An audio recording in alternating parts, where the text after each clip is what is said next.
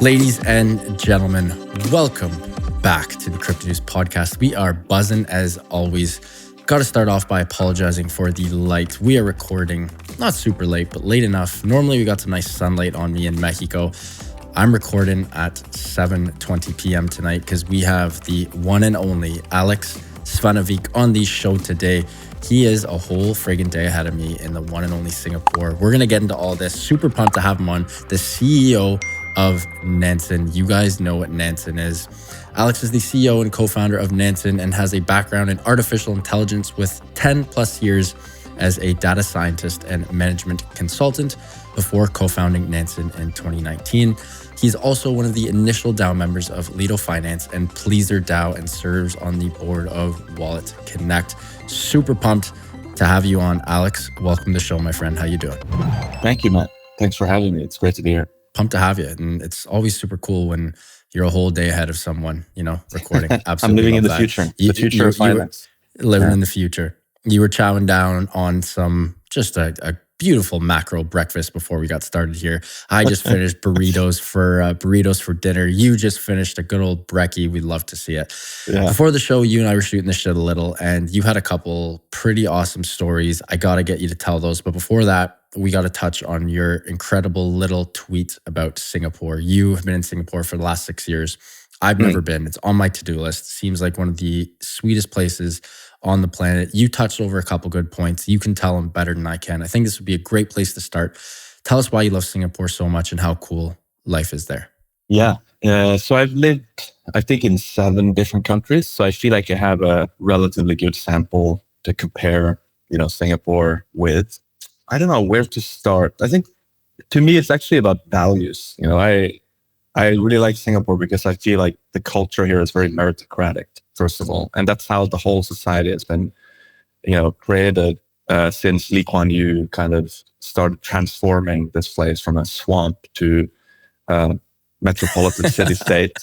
And that's probably a bit of an exaggeration, but that's at least how people explain it. So it's very meritocratic. It's very efficient, which I think most people know. But when you live it day to day, it makes a big difference. Like if you need to get from A to B, you can get a Gojek or a Grab in 2-3 minutes, which is the equivalent of Uber, let's say. And because it's so small, and because the traffic, is typically not jammed and on stuff, you can get from A to B in like 10, max 15 minutes. Oh. And then if you need to get anything done in the public sector, like if you pick up your employment pass or anything like that, it's incredibly fast, right? This is something that was unusual for me as a European, having lived in, say, Spain or Italy, where you want to get like your ID card and you have to show up at 4 a.m. in the morning. There's a long queue outside. Then you finally make it and you learn that there's something wrong with their system. You have to come back like next week or whatever it is. So I think it's just very efficient. And then it's interesting for people who are in crypto because it's kind of getting that critical mass of a crypto scene here, which is quite exciting. Like I think some places like Hong Kong, where I used to live, is also interesting. And I love Hong Kong, but the crypto scene is a bit one-sided and it's mostly kind of the investors who are based there. Whereas in Singapore, I think you have both investors, you have founders of small protocols, companies. Then you have people who work in the big crypto companies like Coinbase, Finance, and so on, who are based here. So you have a really kind of rich and diverse crypto scene that I really enjoy. I could probably spend a whole podcast talking about Singapore, frankly, but yeah, it's a great place to live. I really like it. The weather is generally quite nice if you like hot weather. And it's in a great location, so you can travel to other great destinations like Thailand, everywhere. Bali, Vietnam, etc. Yeah, so cool. We let's jump right into Nansen here.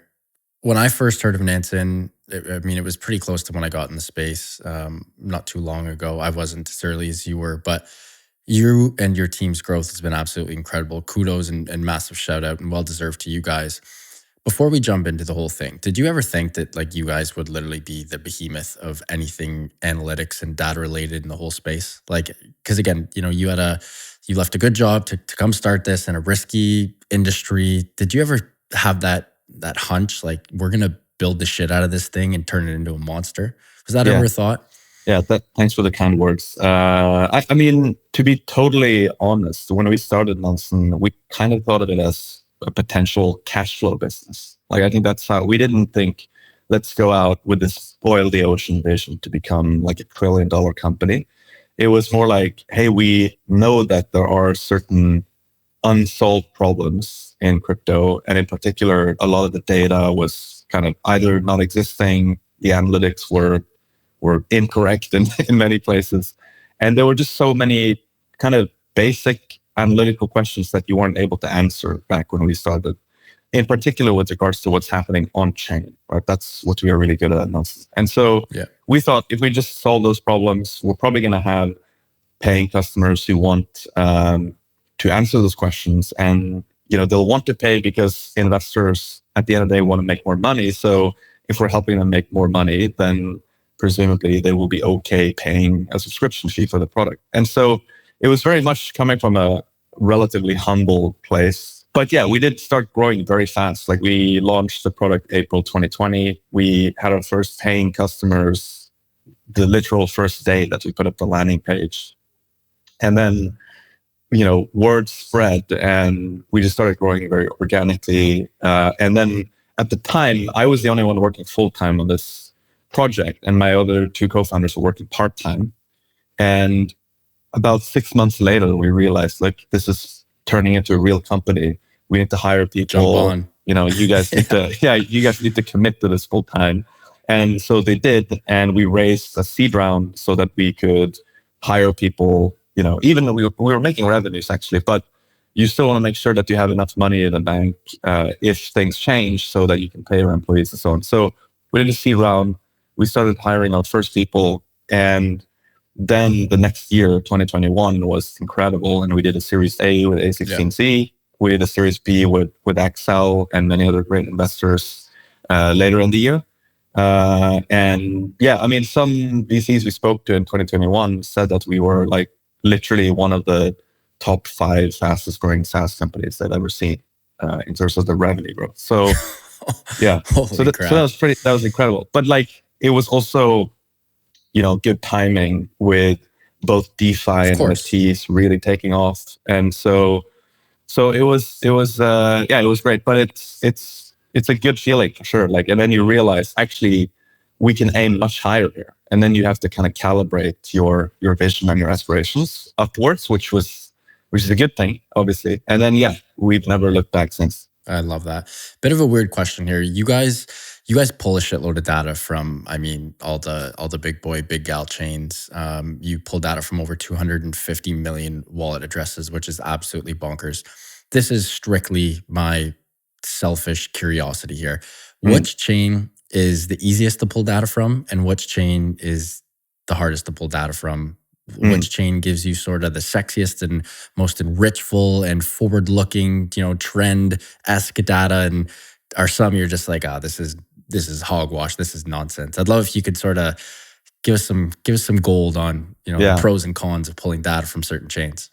I mean, I think those are actually two slightly separate things. I'll answer the first version of your question, which is which one is the easiest, which one is the hardest, and it's a pretty straightforward answer. Like, the easiest one for us is Ethereum, because that's the one we've always that's the one we started with, and we've kind of developed the expertise to do that. It doesn't have like an insane amount of data volume, so it's manageable, right? With the block times and that stuff. The one that's hardest for sure is Solana. So it just has way more data. It's not EVM, right? So it's a totally different paradigm. But that's why I say, like, the questions you asked are a little bit different. So it doesn't mean that the contents are like hogwash or that the data is dirty or anything like that. It's just that it's very hard for us because it's so different and the volume of data is so much greater. But we still do it because, our customers want Solana data. And Yeah. And so you still do that. But I would say we have gotten insanely good at reading data from EVM chains. And of course, like that is the kind of the dominant paradigm, if you will, of chains, right? BNB chain, EVM, Polygon, Avalanche, C chain, like all these different chains are all EVM chains. And so we've kind of sort of industrialized the ingestion of EVM chains to the point where if we decide to onboard a new EVM chain, we can do that in hours in theory. Of course, there's more work later with maintenance. You have to do attribution or labeling of the wallets that are active on the chain. That takes time, but like the actual getting all the data into our databases is pretty straightforward at this point. But it took many years to develop the technology to do it so in such a streamlined manner. And present day, we have, not crypto related, but semi-crypto related. Everyone's still on the AI train. It's left the station. There's no chance it's ever coming back. You are one of the few people who can actually chime in and whose 2 cents and, hands in the cookie jar we can actually listen to. You have an MSc in artificial intelligence from the University of Edinburgh. So, I've asked a lot of people, what is AI going to do to crypto? You actually studied this shit. You know what's good here. Especially as the CEO of Nansen, you guys are the bread and butter of data. How have you, in particular, you and your team used AI to, help pull data from all the different chains to help enrich your data set, so on and so forth? Yeah. So we use AI in 2 primary ways. That's our AI strategy at Nansen. The first one is that we use it to supercharge our product, right? So it allows us to build certain innovative features and also deepen our data moats in a manner that was not possible just a few years ago, right? So we kind of think of AI as ubiquitous throughout Nansen. It's not like here's the one AI feature. It's more like it powers our search. It powers the NFT price estimates that are machine learning created. If you want to get an estimate of your pudgy penguin, then we have a machine learning model that gives you an estimate, almost like a Zillow estimate, and it's all machine learning powered. And and then in terms of the attribution, the labeling, and so on, that's an area where we will be using AI much more going forward. But so the first area is just making the product better. The second area, which I don't think is unique to us as a company by any means, and certainly not unique to the blockchain industry either, is using AI to increase our organizational productivity and our individual productivity. So this is kind of this is where, if you read the newspapers, this is where many people talk about the implications of AI, like AI is going to take our jobs and all that stuff. I think in my experience, what ends up happening is that you just increase productivity quite dramatically. So if you are working with anything content related, right, it could actually be video, it could be audio, but it often is text, of course, if you're writing content marketing, if you're writing Twitter threads, you're writing research. We're basically using AI for all of those different things to shorten down the process and just save time and effectively increase productivity in the sense that you're getting more output with less input, right? And the input is typically hours. So the way I think about this in a very broad sense is that, whenever you're doing work, there's sort of 3 primary things you do. The first one is that there's a prompt, right? You have something like a drive. Hey, I need to do this thing, like writing down the name of the task or whatever. Then there's a long process, which historically has been always spent the most time, which is the production, like the completion of that thing, the task. And then at the end, there's an element of quality assurance. Like whatever I made, it's like, it makes sense. Maybe you do that with someone else. You quality assure someone else's work. With AI, the interesting thing is you end up spending like most of your time only on the first and the last bit, which in a way are the 2. That's where like you spend the least amount of hours. And the thing in the middle, the production, that now takes like 10 seconds because it can be like half an hour if you want to iterate, right? Because typically you quality assure, you go back and then you try again and you kind of give feedback to the AI if you're working with ChatGPT, for example. And so at Nansen, one of our goals this quarter is to just collectively spend 5,000 hours working with AI. And the reason we set that goal was I realized that a lot of people don't actually have the gut reflex of trying AI first for a task because you're not used to that, right? Like you're used to just doing stuff yourself, but we have to train people to say like, hey, I'm trying to make a list of strategic accounts that our sales team wants to go after, for example. That's like, can you use AI to do that? And it turns out, absolutely you can. Like me and our senior manager of revenue ops, yesterday we're spending like 2-3 hours literally with ChatGPT building out a list of 500 target account lists to go after.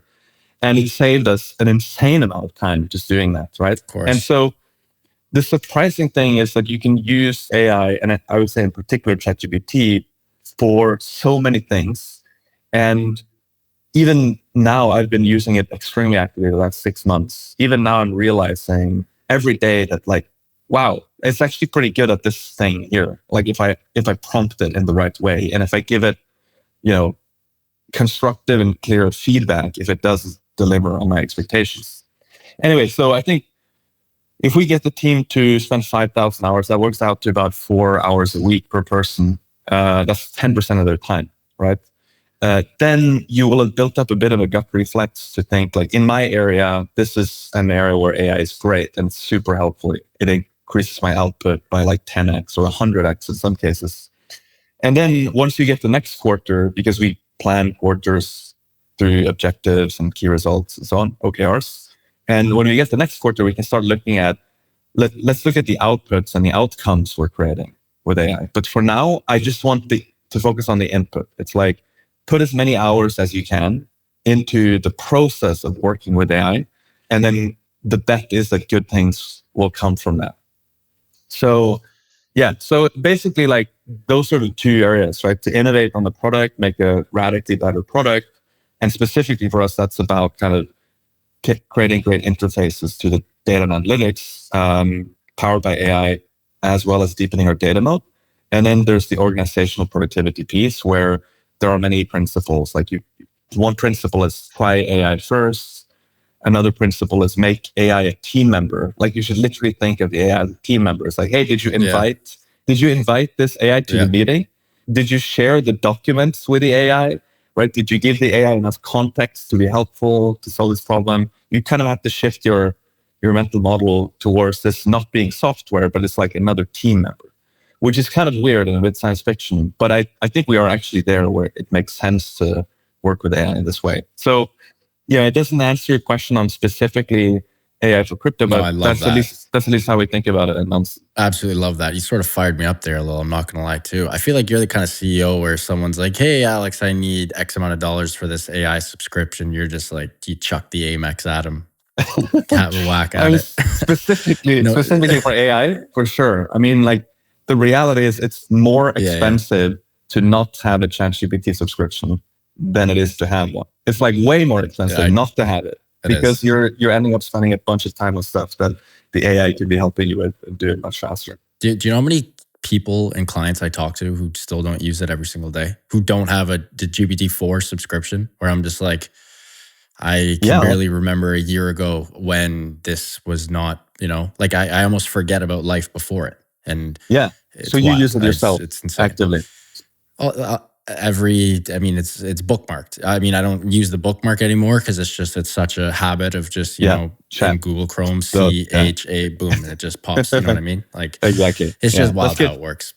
That's a good sign. Yeah. Shout out Sam Altman, OpenAI, and the team. You guys are incredible. Nansen query. This was quite the launch. Just enterprise ready blockchain data. Doing it all, currently supporting Arbitrum, Avalanche, Base, Bitcoin, Dash, Doge, Ethereum, Solana, Terra, you name it. You guys are doing it all. I would love to read this and give everyone the lowdown, but you can do a much better elevator pitch than I can. So I'm going to throw the ball over to your end of the court. What exactly is Nansen Query and why is it so powerful? And I'd love if you could explain how much help it is giving to big, large enterprises. Yeah. So the backstory here is basically, we built the best on-chain analytics product for investors, right? And in doing that, we realized that, hey, we basically have built the most powerful data platform that powers this product. Why don't we give access to that underlying data platform directly? It's a bit like the kind of Amazon and AWS play, right? Amazon builds a retail store. Yeah. They have all the infrastructure. And then like, why don't we just sell access to the infrastructure? And so that was the thought process behind Nansen Query. And we had many customers asking us to offer programmatic access to your data and so on. And so that's really what Nansen Query, solves. And we also realized that crypto is cool because you can get access to lots of data through APIs, often for free or very cheap. But the problem is that a lot of that stuff is not necessarily enterprise grade, and it's not something you would want to kind of build your business on top of, whether that's like products or trading algorithms and things like that. And so we had a real focus on making sure that this was enterprise grade. And we had the highest quality data, that we have unique data sets that you cannot get anywhere else, that we had extremely broad coverage of chains, and then also higher order things like DEXs, NFT marketplaces, and so on. And then overall, the platform itself was very performant with, the best uptime and the fastest load time and things like that. So that's how we ended up building Nansen Query. And I think where we've had the most success is serving, the kind of top tier crypto teams in the space, like an OpenSea or Arbitrum or Consensus, Binance, Coinbase, like the kind of really great teams that realize that maybe having like a data platform and having all these data pipelines in-house is not a great idea because it just distracts us from our core mission, right? Like Coinbase is not a data company.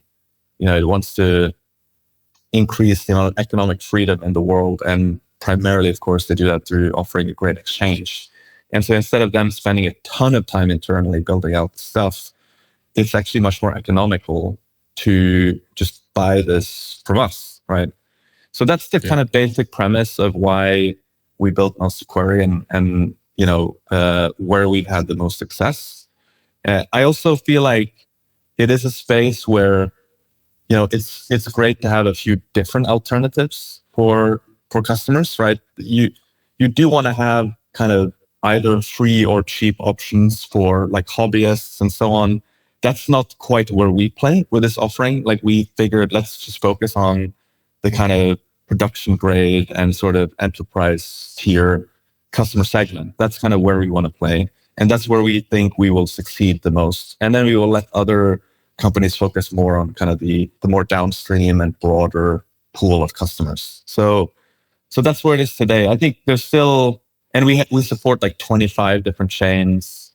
You mentioned some of them earlier. Like I said, we have unique data sets that are powered by, for example, our wallet label data, which makes it possible for people to create really unique insights that you can't get anywhere else. And increasingly, we are going to be focusing more on like the API endpoints surrounding this. So what we've learned is that, we do have a user interface where you can just go in and write SQL queries in Nansen Query. You can create dashboards, charts, share them with your team, all that stuff. But we realized that many people actually just want to get the data where they are, right? So that's why we've added support. Like we have support for Google BigQuery, which is a data warehouse technology, such that if you are already on that same technology, you can literally get all of our data sets in your data warehouse immediately. And so we're exploring how we could do that with other data warehousing technologies like Snowflake and so on. And of course, creating better API endpoints. But yeah, that's basically what Nansen Query is. I think for those who are listening, they might be more investor types. So this is more like if you're actually, building a company, building a product, then this is a great product to explore. Yeah, this is Nansen Core for the big dogs, and Nansen 2, which we'll get into, is for the investors, and we'll get into Correct. that in 1 second. But until then, we've got to give a huge shout out to our sponsor of the show, Prime XBT, longtime friends of CryptoNews.com and longtime sponsors of the Crypto News podcast. We love Prime XBT as they offer a robust trading system for both beginners and professional traders. It doesn't matter if you're a rookie or a vet, you can easily design and customize your layouts and widgets to best fit your trading style. Prime XBT is also running an exclusive promo for listeners of the Crypto News podcast. Use the promo code CryptoNews50 to receive 50% of your deposit credited to your trading account. Again, that is CryptoNews50, all one word, to receive 50% of your deposit credited to your trading account. Back to the show with Alex here. We got to get into Nansen 2. Last year, you guys launched Nansen 2 AI functionalities, which to my knowledge was sort of the big, sexy part of the launch. I mean, who doesn't love that? Just reconstructed from its foundations, smart segments, more signals, you name it. Walk me through Nansen 2 and how you guys launched that, because that was pretty spectacular. Yeah, so I think, again, just to kind of go back to the backstory of why we built Nansen 2, it was actually started because we realized that the tech stack we had were giving us a little bit of headaches, both in terms of being able to ship new features, as well as the performance that I was talking about earlier was kind of giving us some issues. We felt like it wasn't loading fast enough and things like that. And so what we decided to do was to rebuild the whole product from the ground up. Of course, we could still make use of lots of the great work on the data platform side of things, but even there we had some improvements we wanted to make. So the kind of impetus for why we wanted to create Nansen 2 was mostly around our own ability to just ship new features fast and also make sure our customers had a really snappy experience when they used the product. It felt a little bit clunky and slow. That was some of the feedback we've been getting from users over the years. But then when we decided to do that, we also thought, hey, this is a great chance for us to really level up the user experience more broadly, and also to ship some of these innovative features that we had been dreaming of building for a long time, but we had been struggling with because of the old tech stack. And so now, from the user's perspective, when you start using Nansen 2, I think especially if you're familiar with Nansen 1, what you will notice right away is, first of all, it's just way faster. And it's like 100 times faster in some cases. If you click on, either you're using our profiler, which allows you to look up a wallet or even a cluster of wallets or an entity like a Binance or a 3 Arrows or Alameda or what have you. You can do that. It loads super quickly. And it gives you that kind of overview that people expect from Nansen, that you get kind of the sleuthing capabilities that you want. And it loads super fast, right? So that's the first part. The second part is the user experience, as I said before, is just a lot more streamlined. So in Nansen 1, you kind of needed to know which dashboard to go to if you wanted to do something. And that was kind of inhibiting for a lot of people. It's like, do I use NFT God mode, NFT paradise? Like, what's the dashboard I need to be using to just answer this question? And we've kind of abstracted all of that away to the point where if you go into Nansen 2 today, you just smash Command K, which brings up the search bar, and you just input whatever it is you need. You paste in a wallet address, you write Pudgy Penguins or an NFT collection, you write the symbol of a token, you write the name of an entity like a Binance or Coinbase, whatever, and we just take you to the right screen, right? So it feels like kind of a trivial thing, but it is actually a huge improvement in the user experience. You don't have to think too much about how to get from A to B. Maybe there's an analogy there going back to the Singapore story on like, we just want to make things very efficient. You don't want this bureaucracy and a maze of stuff. You just want to go straight to the point. And that's what we help users do. Yeah, less friction. Correct. And then the last thing is the innovative features that I mentioned. And probably the two most loved features that we have shipped with us too are signals, which is kind of like a feed.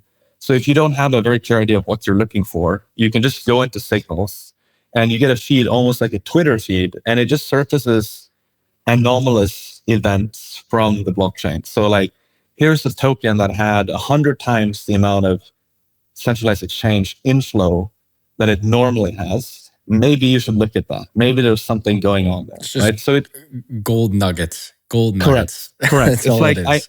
It's like, I don't know what I should be looking at today. Let me just check out the feed and maybe I'll just find something interesting.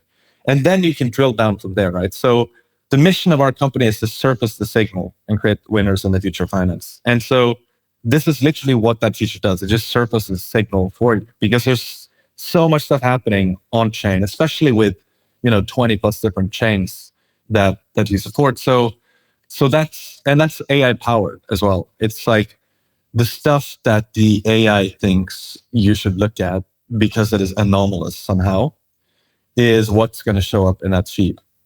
So that's the signal. The second feature is smart segments, which, like I said, like you mentioned before, we have hundreds of millions of wallet labels in Nansen, right? That's one of the things that we are known for. But we also realize that we don't want to be the bottleneck for people to create their own wallet labels and groups of wallets. And so we created this feature called Smart Segments where you can decide your own criteria on wallets. You can say, hey, I want to look at every wallet that made at least, 10 ETH in profits trading Bored Apes. And you just put that in as your criteria. And now you get a little segment of the, let's call it, 80 wallets that did that. Actually, probably a little bit more, a few hundred wallets that did that. And that segment, you can now profile them collectively in the sense that like, what other things are they doing? Which tokens do they own? NFTs, which transactions have they made in real time as a segment collectively?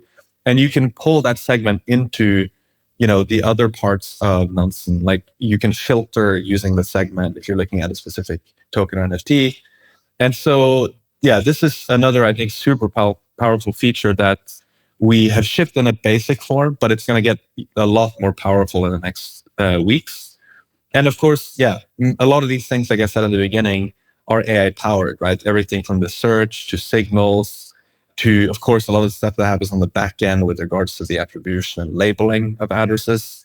Even, I think the ingestion of data will, over time, become more AI supported because you may not want to have data engineers spend a ton of time writing kind of transformer code and parsing code. Of course. It probably makes sense to have AI support with that as well.